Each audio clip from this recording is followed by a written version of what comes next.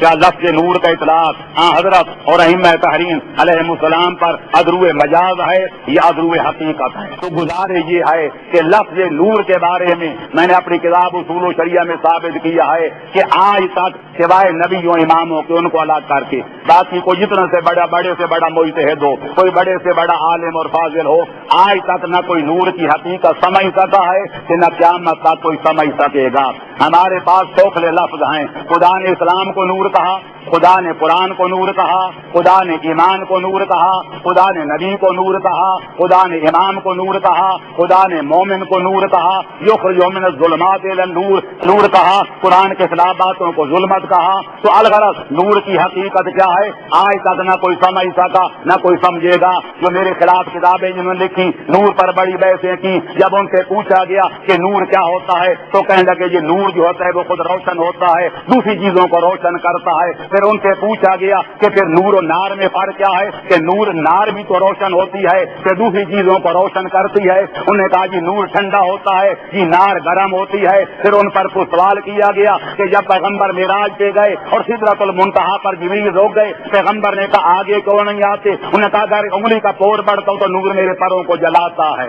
تو یہاں تو نور جلا رہا ہے، نور بھی گرم ہو گیا، نار بھی گرم ہو گئی، پھر نور و نار میں فرق کیا رہ گیا؟ تو پھر جواب میں مولانا صاحب فرماتے ہیں، ان کا انٹرویو چھپا ہوا ہے کہ مولانا محروم ہو گئے ہیں، میں کیا جانوں نور کیا ہے؟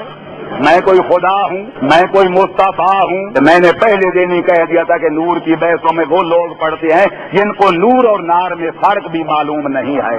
تو میرے عزیزو، اگر نور کے معنی ہیں ہدایت، کہ جو ہدایت یافتہ ہو، کہ دوسروں کو ہدایت کرے، تو یقیناً محمد و آل محمد اس معنی میں حقیقی نور ہیں، اور یہی معنی مولانا بشیر نے حقائق الوسائط میں بیان کیے۔ کہتے ہیں کہ وہ حقیقی نور ہیں کیونکہ وہ ہادی ہیں۔ تو لہذا اگر نور کے معنی ہدایت کے ہیں کہ جو خود ہدایت یافتہ ہو، کہ دوسروں کو ہدایت کرے، تو یقیناً محمد و آل محمد یقیناً حقیقی معنوں میں نور ہیں کیونکہ وہ حقیقی ہادی کائنات ہیں۔ اور اگر نور کے معنی وہ ہیں کہ جس چیز سے فرشتے پیدا ہوئے وہ شے کیا ہے اگر ہمیں پتہ نہیں، تو لہذا اگر وہ معنی ہیں تو پھر محمد و آل محمد کو جو نور کہا گیا تو اس بنا پر ان کے روح مقدس نورانی ہیں اور ان کے ابدان شریفہ انسانی ہیں، کیونکہ ان کے بدن ان کے روح کے حامل ہیں، اس لیے ان کو کہا گیا کہ یہ نور ہیں۔ تو لہذا اگر روح کے اعتبار سے دیکھا جائے